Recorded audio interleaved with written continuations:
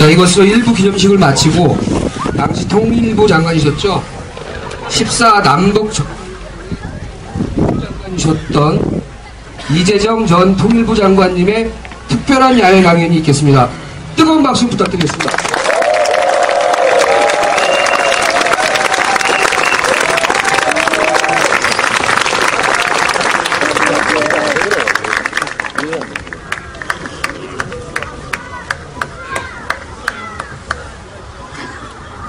네, 오늘 이렇게 이런 데가 있는 줄 몰랐습니다. 저 박찬혜 의장님 아주 좋은 곳에 이렇게 이런 자리를 마련해 주셔서 너무 고맙습니다. 아주 정말 좋네요, 그죠? 예. 그 김영대 우리 최고위원이 얼마나 행복한 사람입니까? 네. 정말 고맙습니다. 조금 전에 영상을 아주 우리 감동을 가지고 봤는데요. 군사분계선은 선이 없습니다. 저렇게 특별히 노 대통령님이 가실 때 이 텔레비전 영상을 위해서 특별히 노란 테이프를 붙였을 뿐이죠. 거긴 노란 선도 없고 아무 선이 없습니다.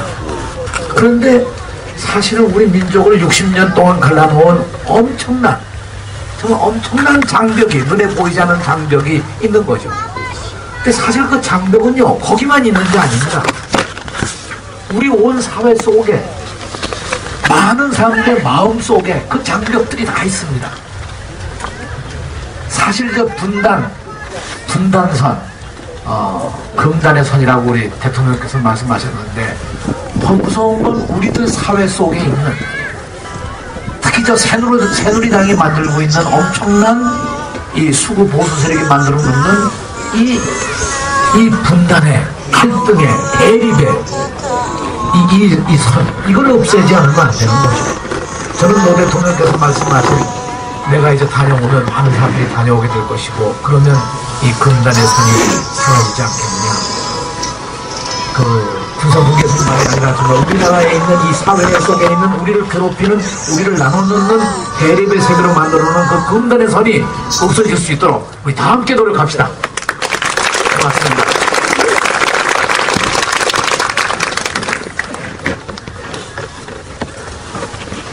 사실 오늘 이 식을 참 의미 있게 생각을 합니다. 14정상선언 기념식이 어제 그저께 있었습니다만, 노무현 대통령도 김정일 국방위원장도 이 세상을 뜨고 지금은 계시지 않습니다. 남쪽에서 가장 그것을 잘 증언할 수 있는 현장의 증인이 사실 제가 제일 유력한 사람이기 때문에 오늘 이 모임이 더 의미 있다고 생각하고, 그런 의미에서 몇 가지 제가 느끼고 생각하는 점을 여러분들하고 함께 나눠보고자 합니다. 먼저 14정상선언이 도대체 뭐냐? 어떻게 설명할 수 있겠느냐? 간단하게 세 가지로 먼저 정리를 해드리도록 하겠습니다. 14정상선언은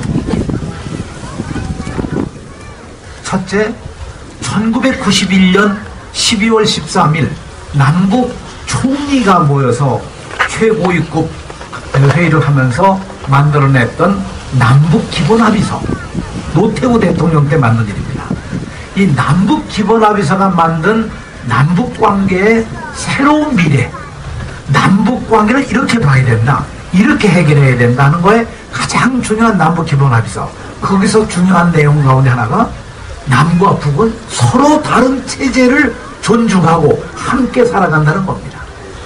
굉장히 중요한 거죠. 서로 불가침을 하자. 굉장히 중요한 일입니다.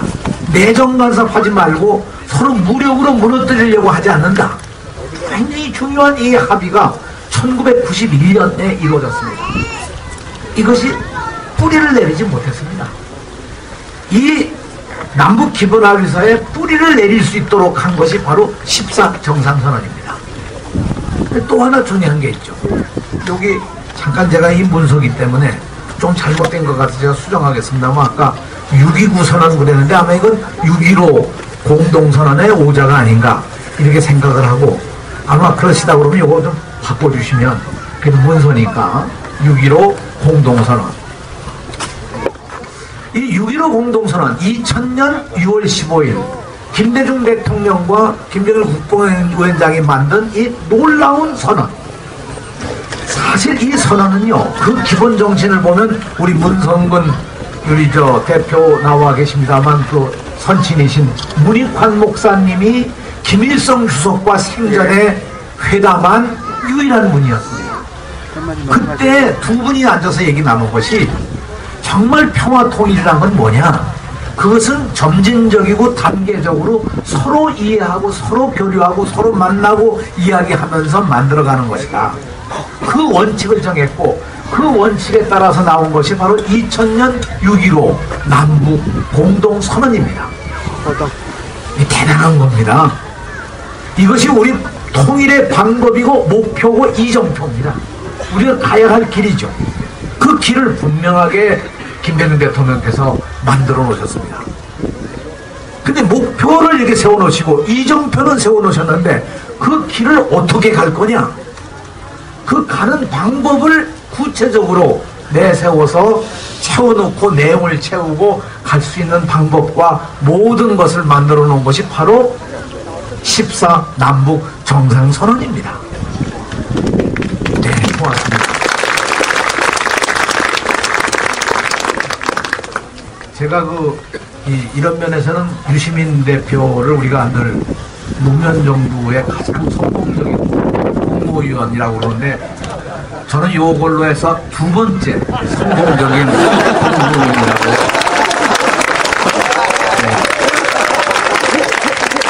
그렇게 스스로 생각을 합니다. 14 정상선언의 이 6.15에 대한 이것을 계승해내는 아주 중요한 그 프로그램들을 여기에 담고 있고 이것이 바로 6.15의 14 정상선언의 가치라고 그렇게 생각을 합니다. 근데 처음에 회의를 할 때요, 북쪽에 있는 분들이 준비회의 때 우리 선언문을 내자 그러니까 북쪽 사람들이 얘기하기를 선언문은 이미 6.15 때 나오지 않았냐? 그러니 선언문 또 할 필요가 없다. 아니 선언은 뭐 한 번 하면 됐지 두 번, 세 번 하는 거 아니지 않냐? 그러니까 이번 정상회담에서 합의된 걸 그냥 공동 커뮤니케 형식으로 기자회견 때 발표하면 되지 그거 뭐 선언이라고 하지 맙시다. 그렇게 자꾸 주장하는 거예요. 근데 우리는 7년 만에 정말 천신만고 끝에 정상회담을 하는데 그래도 뭐 선언이 하나 있어야지. 뭐 그냥 공동 커뮤니케 하고 나면 이건 좀 좀 뭔가 좀 부족한 것 같지 않냐. 그래서 계속 우겨가지고 결국 선언이라고 붙이긴 붙였습니다. 근데 그 북쪽 사람들 주장도요, 가만히 들어보면요, 굉장히 합리적인 주장인 거죠. 그래서 이 선언도 6.15 남북 공동선언과는 이름이 달리 한반도 평화와 공동 번영을 위한 선언 이렇게 돼 있죠. 공식 명칭이. 그것을 우리가 14 남북 정상선언이라고 하는데 이렇게 남북 간의 회담을 하면요, 단어 하나 가지고 굉장히 논쟁을 많이 할 수밖에 없습니다. 그렇게 어렵습니다. 왜냐하면 개념과 가치가 이렇게 다르기 때문이죠. 어떻든. 그래서 이렇게 했는데, 그래서 첫 번째는 6.15 남북 기본합의서와 6.15 공동선언의 하나의 실천, 그리고 그것을 실제로 이행해 나가는 이행 방법, 그 평화 통일에 이를 수 있는 구체적인 길을 닦아놓은 것이 14 정상선언입니다. 둘째로 이 두 번째 키워드가 아주 굉장히 중요합니다. 남북이 정말 피해야 할 일이 뭐냐? 지금 이 상황이 뭐 다 좋다고 그러지만 실제로 제일 위험한 게 뭐냐? 전쟁을 막아야 한다. 그 전쟁을 막으려면 어떻게 해야 되느냐? 서해가 항상 이 사고뭉치니까 서해에다가 이 바다니까 어떻게 뭐 선을 그을 수도 없고 여러 가지 어려우니 서해에 뭔가 전쟁을 방지할 수 있는 구체적이고도 확실한 어떤 틀을 만들어 놓자. 그것이 서해 평화협력 특별지대라는 계획이죠. 굉장히 중요한 겁니다. 전쟁을 막아야 한다. 우발적인 충돌을 막아야 한다. 제가 얘기했는데요. 그렇지 않으면 문제가 심각해진다. 그 예견이 딱 들어맞은 겁니다. 그걸 안 만들어 놓으니까 천안함 사건 나오고 연평도 사태 터지고 지금 뭐 군사훈련이 그냥 거기서 거의 그냥 매월 있다시피 하고 지금은 양쪽에 무슨 뭐 이명박 대통령 얘기한 것처럼 뭐 연평도를 금문도처럼 만들겠다. 그래서 엄청난 화력이 증강이 되고 북쪽도 마찬가지, 남쪽도 마찬가지. 서해 여러분들이 모르셔서 그렇죠. 지금 서로 무력 경쟁이 대단합니다. 이런 상황이 오지 않습니까? 그러니까 전쟁을 막는 장치, 서해 평화협력 특별지대, 이 구체적인 얘기 조금 더 다시 한번 말씀을 드리죠. 이게 두 번째입니다. 세 번째. 자, 이제까지 경제협력 뭐 다 해봤는데 이렇게 경제협력만 해가지고 일이 풀어질 일이 아니구나. 이러지 말고 정말로 이제는 획기적으로 한번 해보자. 옆에 개성공단 만들었지만 저것도 저렇게 지지부진하지 않냐. 그러니 더 한층 만들어 나가기 위해서 필요한 것이 뭐냐. 그때 나온 것이 경제공동체입니다. 어떻게 한반도 경제공동체를 만들어서 한반도만이 아니라 저 중국에 있는 동북삼성 그리고 저 옆에 있는 주변까지 다 포함한 하나의 그 거대한 경제 중심에 있는 한반도를 경제공동체로 만들어낼 수 있을까? 그것이 세 번째 과제였었습니다. 여기서 먼저 제가 개성공단 이야기를 조금 하도록 하죠. 개성공단 여러분 만들어지기 시작한 것이 2003년이죠. 그래서 2007년에 제가 1단계 기반공사, 북쪽 사람들은 이 기반공사를 다른 말로 표현합니다만 기반공사를 맞춰서 1단계를 했는데요. 개성공단은 본래 2천만 평 계획입니다. 800만 평의 공단 부지와 1200만 평의 이 배후도시를 만들어내는 거죠. 처음 계획은요, 근로자가 한 70만 명 일하는 도시를 만들려고 했습니다. 그럼 70만 명이면 한 사람 앞에 4인 가족 따라도 얼마예요? 300만 명 되는 거죠. 평양의 2배 되는 도시를 만든다는 겁니다. 그러니까 말이 되겠어요? 그 처음 논의하던 사람들이 그 너무 욕심이 심하다. 그러니 70만 명 그만두고 절반 뚝 잘라서 35만 명만 하자. 35만 명을 하더라도 배후도시가 얼마 되느냐면 150만 명. 평양시와 마찬가지의 규모입니다. 어마어마한 겁니다. 그래서 이 800만 평 가운데 1단계 100만 평, 1단계 100만 평도 현재 가동되고 있는 것이 몇 프로냐면 39%입니다. 100만 평에 용수하고 전기 집어넣고 뭐 폐수 처리장 만들고 다 포장하고 다 만들어 놓고도 39%밖에 가동을 못하고 있는 겁니다. 누구 때문에요?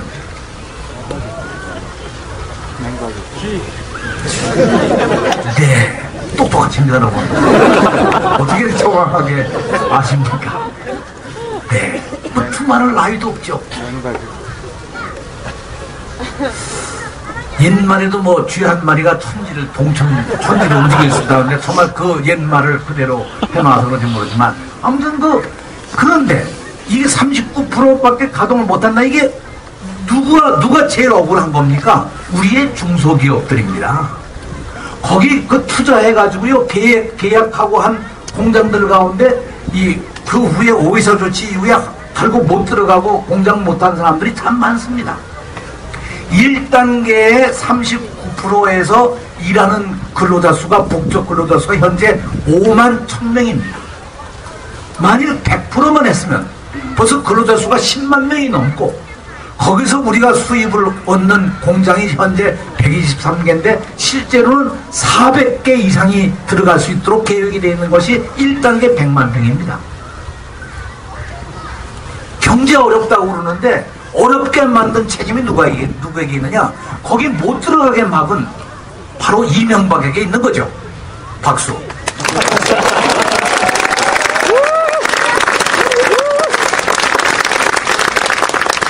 그게 원통합니다.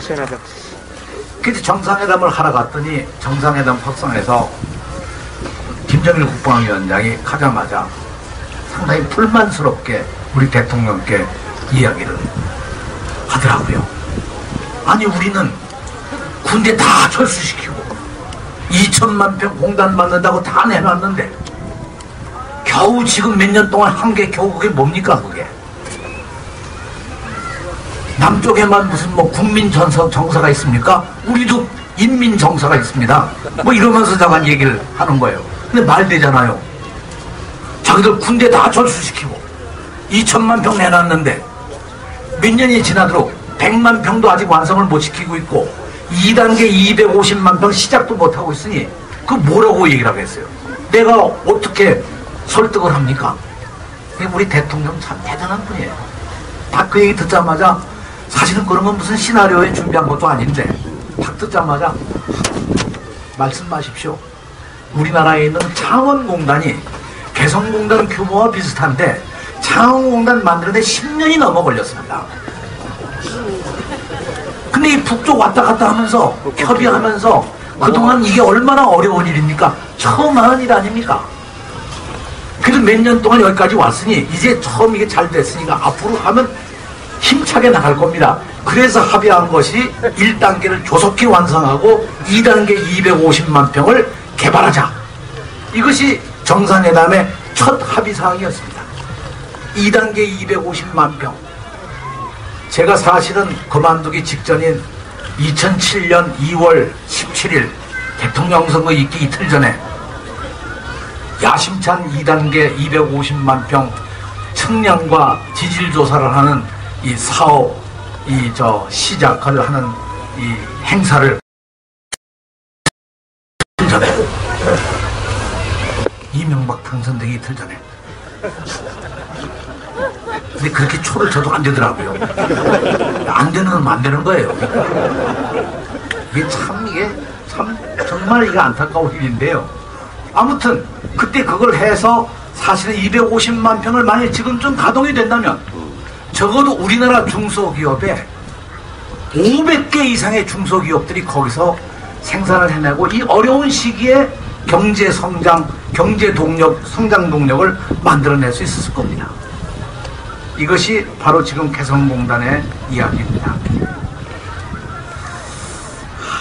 2012년 6월, 금년 6월 현재 보면 생산량이, 생산 실적이 작년도 동기에 비해서 24%가 증가된 걸로 나타납니다. 여러분 아마 기업해 보신 분도 아시겠습니다만 작년 동기에 24%가 증가했다. 이건 생산성이 굉장히 높아진 거거든요. 개성이 힘입니다. 근데 개성이 잘 된다고 하는 것, 이것은 곧 파주의 희망입니다. 왜냐하면 저는 개성에 이렇게 지금 말씀드린 바와 같이 105도시에 150만 평, 근로자가 35만 명 되는 이런 큰 거대한 걸 만든다면 파주가 그에 상응하는 거대한 산업도시화가 되고 이것이 양쪽에 같이 어우러져서 이 생산 유발 효과를 만들어내는 아주 중심이 되어야 되지 않겠느냐. 이것이 남북의 평화의 상징이고 평화의 한 거점이 되지 않을까. 그런데 개성공단 하나만 하더라도 저게 완공되게 되면 한국은행의 발표에 의해서 보면 생산 유발 효과가 약 1년에 100조, 그 다음에 부가가치가 25조. 그럼 파주에 살 길은 어디 있느냐? 개성공단이 잘 되는 거고 남북과의 관계가 잘 되는 길밖에 다른 게 없습니다.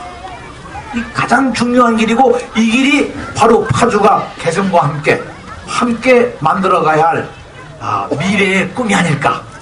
여러분에게 그렇게 말씀을 드립니다. 네.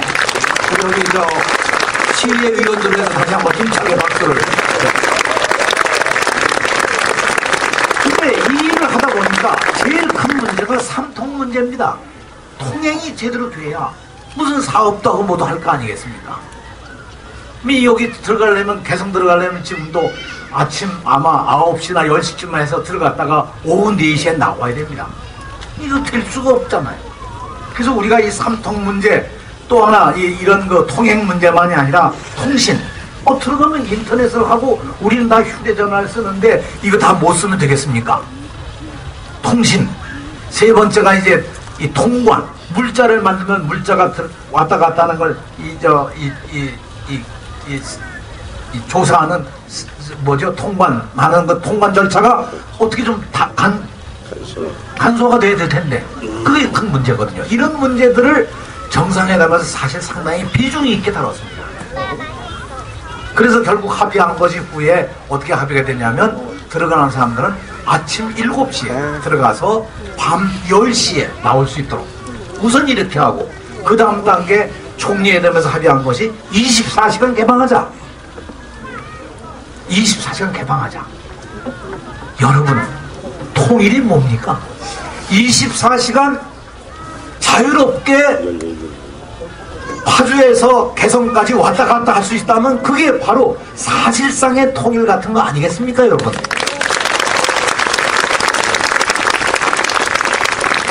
아까 말씀드린 바와 같이 대통령께서 말씀하신 뭐 왔다 갔다 하면 이 금단의 선이 없어질 거다.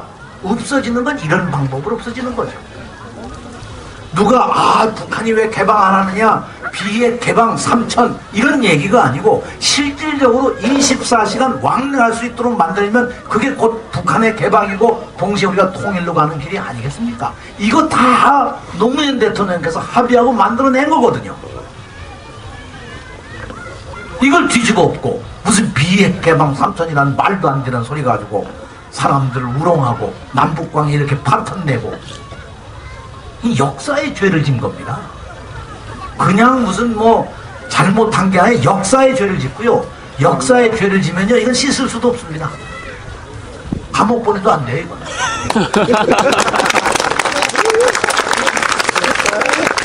여기서 우리가 생각할 수 있는 것이 결국 이제 두 번째 단계로 넘어갑니다. 이것까지도 안 되지 않느냐? 정말 전쟁을 막아야 할 텐데 막는 방법이 뭐냐? 그건 서해 평화협력 특별지대인데 이걸 하기 위해서는 그냥 만들어가지고 될 일이 아니고 무슨 해운협정 이것도 만들어봤습니다. 함정과 함정 간에 서로 우발적인 충돌을 막기 위해서 교신체계도 만들고 다 만들어봤죠. 그러나 안 되는 거예요. 꼭 어떻게 해야 되느냐? 이 문제를 해결하기 위해서 가장 중요한 것이 역시 해주의 공업단지를 만들고 해주 항에서 나올 수 있는 자유항로를 만들어주자. 이것은요, 해주가 어딥니까? 거기야말로 북한의 서해를 지배하는 해군 기지가 아주 대단한 기지로 있는 곳이 해주 기지입니다. 거기다 공업단지 만들자 그러면 당연히 해주 기지를 옮겨야 될 거 아니겠습니까? 그렇잖아요. 그러니까 사실 이게 보통 그냥 이야기가 아닙니다. 북쪽도 굉장히 고민을 하다가 결국 이 안을 받아들였죠.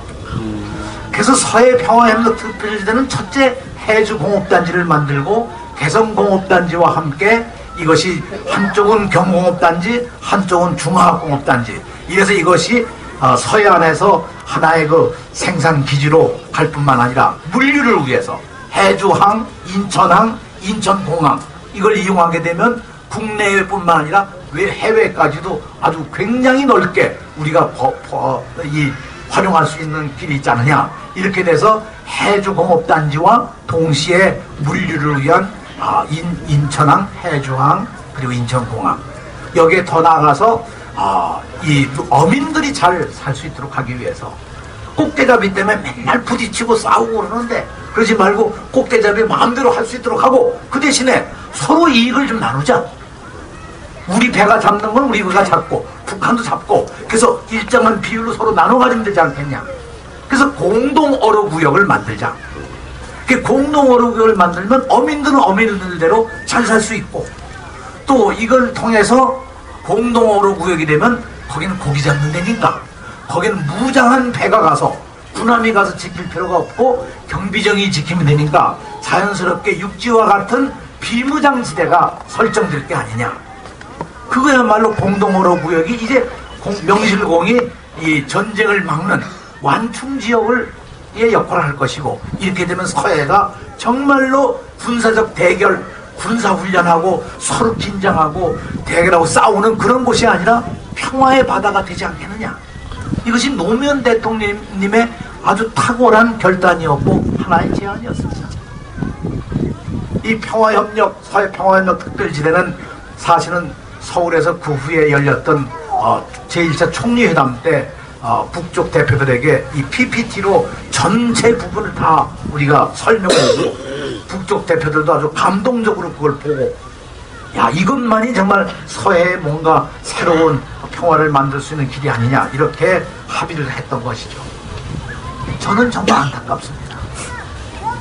사실 이것이 얼마나 중요하냐 이런 의미를 서로 쌍방이 가졌기 때문에 총리회담에서 합의하고 그 다음에 제1차 국방장관 회담을 열어서 국방장관 회담에서 이것을 또 합의하고 군사적으로 이것을 다 해결해 나가는 것으로 합의를 하고 마지막에 서해 평화협력 특별지대 추진위원회라는 이 회의를 정말 대통령도 바뀌었지만 선거가 끝나서 이미 2007년 12월 27일부터 28일까지 개성해서 첫 회의까지 열어서 서해 평화협력 특별지대를 남북이 어떻게 할 거냐 이 합의까지 다 했는데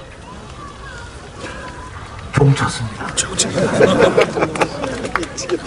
그러나 그때 종을 쳤지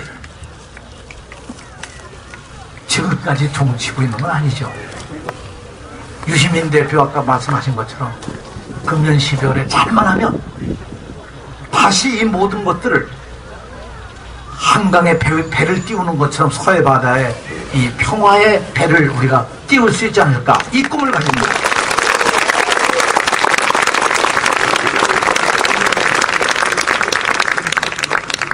아까 말씀드린 그 세 번째 이 키워드의 경제공동체라는 말씀을 드렸습니다. 경제공동체.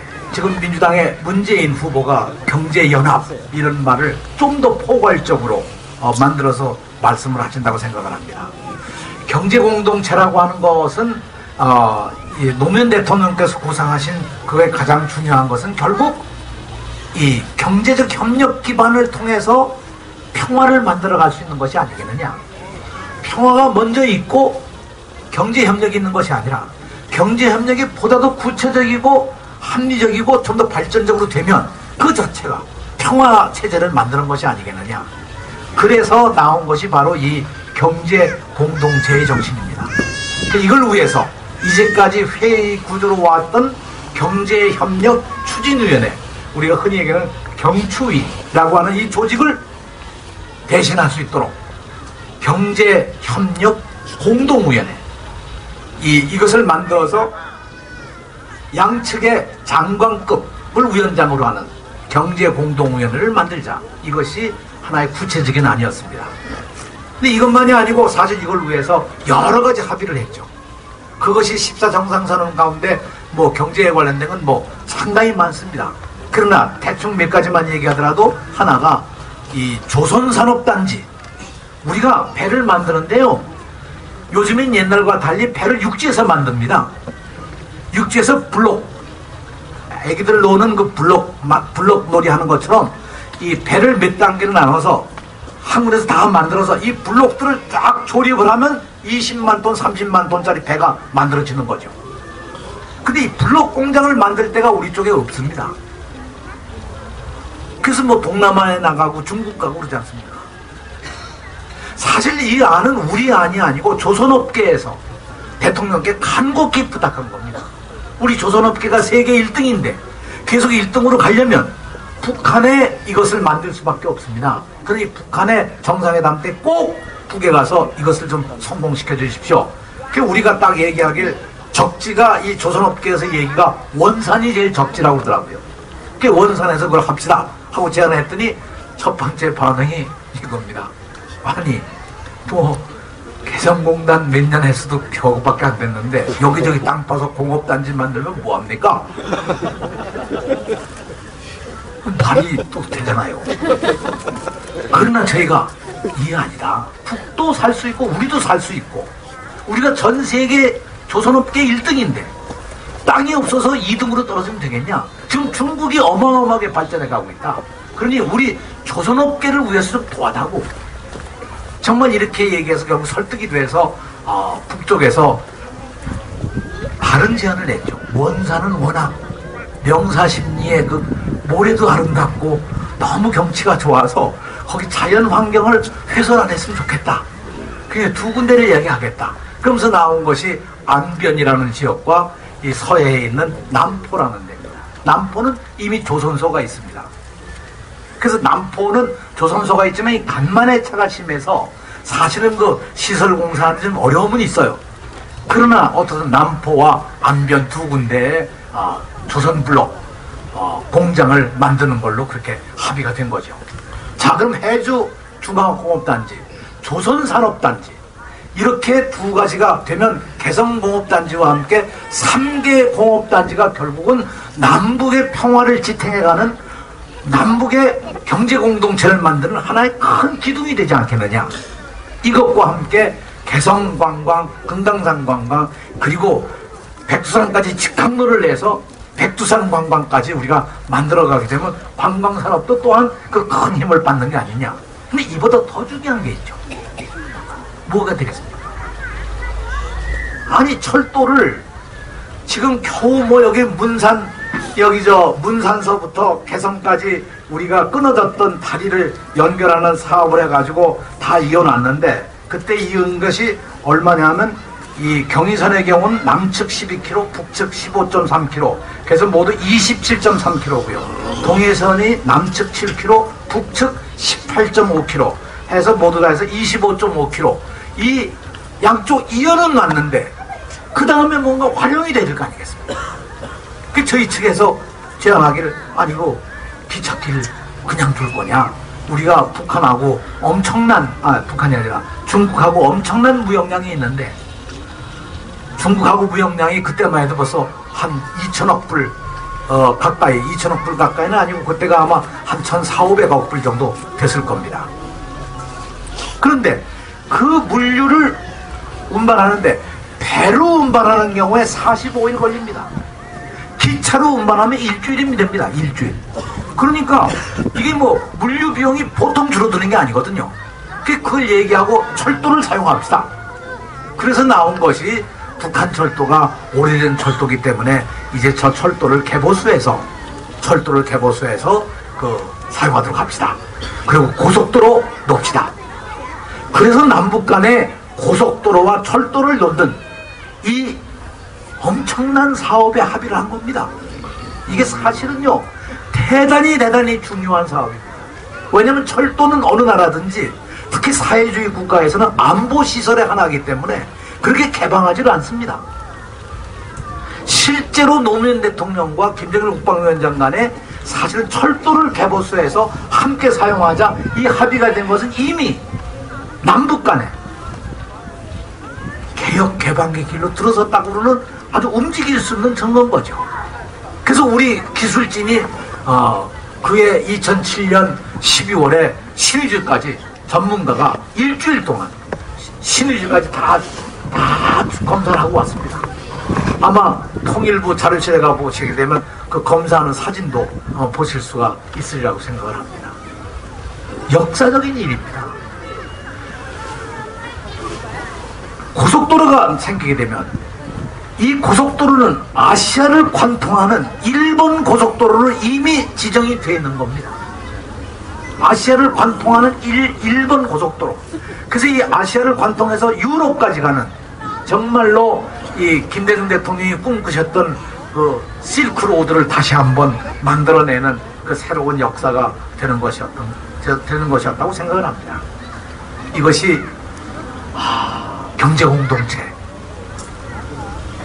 그런데 이 경제공동체 기본 정신이 뭐였냐면요, 요 얘기가 여러분 꼭 잊지 마십시오. 제일 중요한 얘기가 요 가치입니다. 그것이 우리 모두가 다 함께 공동 번영하는 길을 만들자.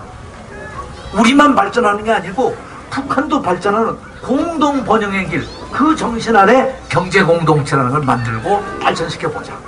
이것이 그 당시 노무현 대통령의 아주 탁월한 선택이었고 말씀이었습니다. 너무 말씀이 길어져서 한 5분 내에 제가 끝내겠습니다. 재미있죠? 네. 고맙습니다. 그래서 사실 오늘 처음 해보는 건 참 여러 번 해봅니다. 저 되게 차는 것도 솔직하게 말씀드리면 제가 내년이 70인데 70 평생의 처음입니다. 거기다 이 통일 강연을 이렇게 야외에서 하는 것도 또 처음입니다.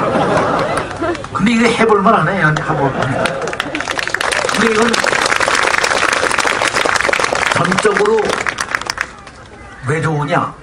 역시 청중이 훌륭하셔서, 네, 청중이 훌륭하셔서 정말 제가 편하게 이야기를 드릴 수 있고 그렇습니다. 이게 강연도요, 이 청중의 반응이 없으면요 정말 힘만 들고 등에 땀나고요 잘 안 됩니다. 아마 이거 문성근 우리 최고위원이 더 잘하실 거예요, 그죠? 네.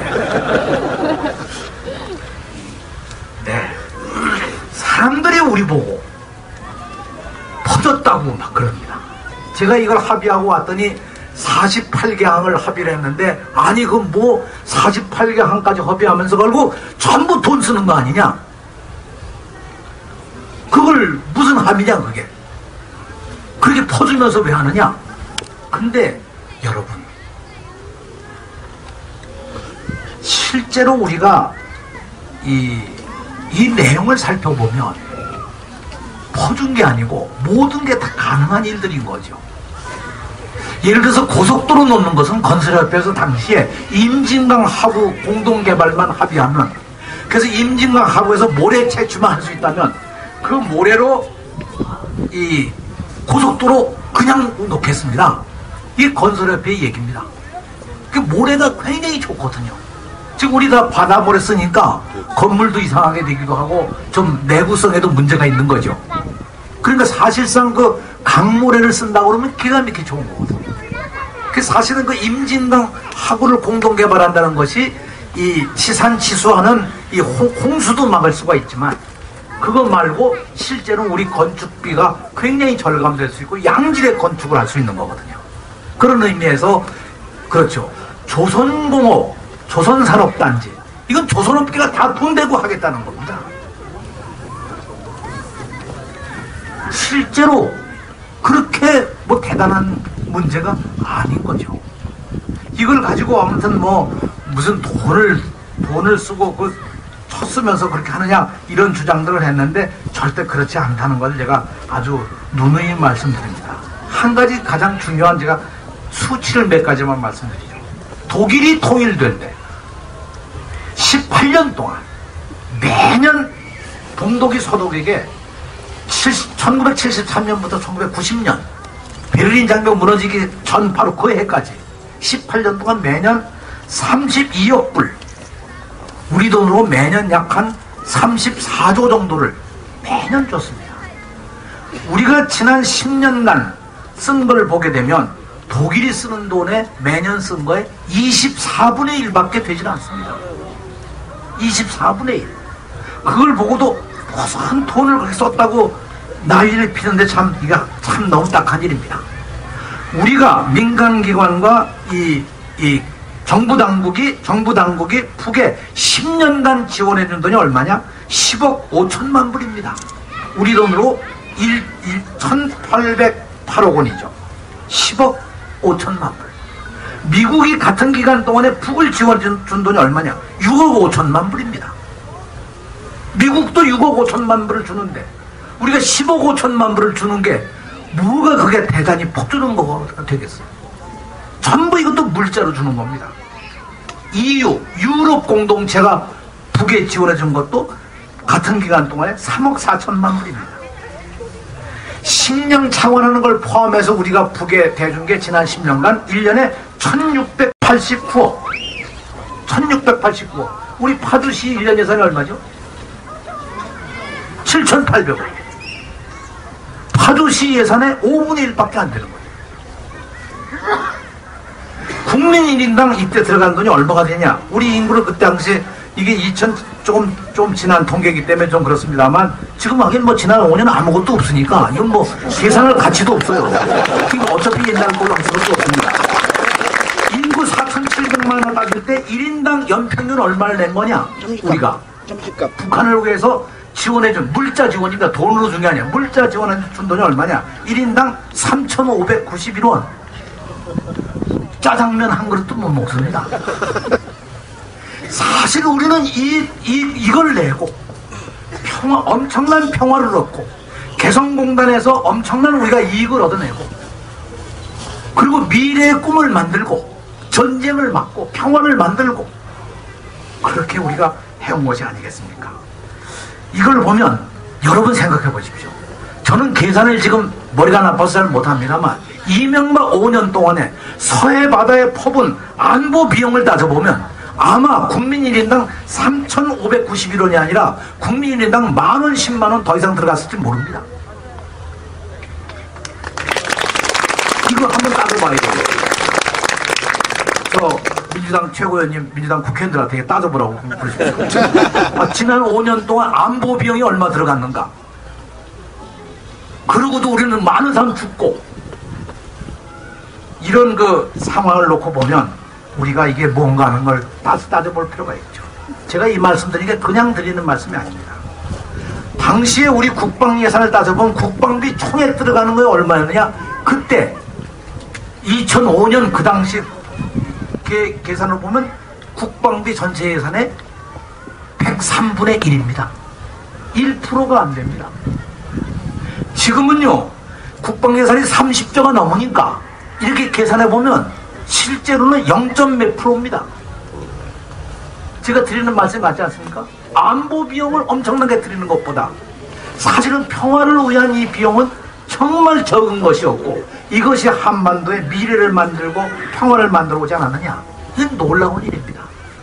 저는 여기서 더더군다나 억울한 것 중에 하나가, 제가 재임 중에 한 일 가운데, 그래도 가장 평가하는 일 가운데 하나가, 물론 제가 한 건 아니고 제 전임자가 다 해서 저는 그냥 공로만 먹었습니다. 북의 경공업 원자재, 이 메리아스, 신발, 비누, 이 원자재를 북에다가 제공해주고, 그 대신 우리는 북과 광산을 공동 개발하기로 했었습니다. 그게 얼마치를 주느냐? 대체로 8천만 불 정도를 우리가 북에다가 대주기로 하고, 메리아스, 고무, 이 비누 원자재를 주었습니다. 이렇게 주고 나니까 북한 공장이 돌아가기 시작하죠. 근데 더 좋은 건 뭐냐? 이 원자재를 준비하는 게 그냥 가는 게 아니고 우리나라에 있는 섬유업계가 좋아지는 겁니다. 우리나라 섬유업계 200개가 넘는 업계가 활성화가 되기 시작했습니다. 그럴 거 아니에요. 그래서 사실 이게 갔습니다, 북에. 그 저한테 이제 시제품을 만들어 왔는데 잘 만들었더라고요. 원래 기왕이면 좀 그걸 이렇게 들고 나올 걸. 아주 현장, 증거물로. 그런데, 또 이렇게 얘기하면 또 북이 잘한다고 얘기하는 것 같으니까, 요건 빼겠습니다. 신통치 않았어요, 물건.